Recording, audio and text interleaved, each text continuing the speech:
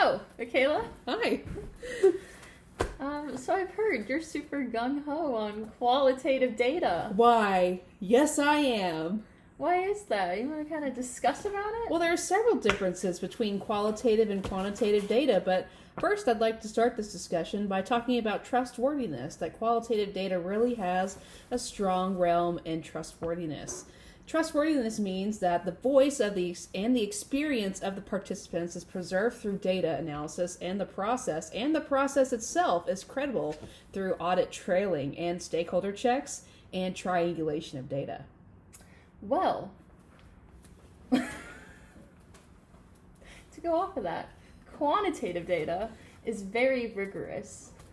It is very precise and sound, meaning that it has both reliability and validity based on the planning, the data collection, and the data analysis. Interesting. Well, I think that qualitative research and its data is pretty transferable in comparison to quantitative data. And transferable means that the setting of the research is intentionally and in-depthly described to be applicable to a variety of settings. Oh, interesting, because quantitative data is generalizable to the population, meaning that having a large sample size and a random selection of the individuals can be generalized to the population. Generalizability is good and all, but I think that having credibility in your data is really what takes it all home, because credibility is the ability to achieve through extensive data analysis collected from the study that it becomes credible, and that the construct aims to provide confidence in the collected data. Well, quantitative data has external validity, which is the extent to which the findings can be generalized to different people and to different settings, which is super important to us as OTs. This can be obtained through random selection of the sample.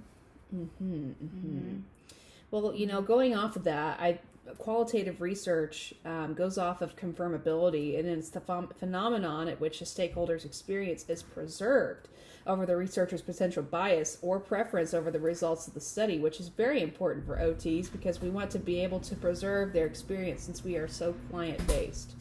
Yes, yeah. But quantitative data has very important internal validity, which is achieved by controlling for the outside confounding variables that may affect the results.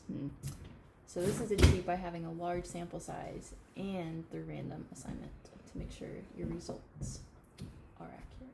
Well, that's all good and all, but I think that being more dependable, having your data be more dependable, is really what brings qualitative home, because it's the ability of the study to be repeated again so that the data remains stable over time and that it can be repeated with the same study question in mind.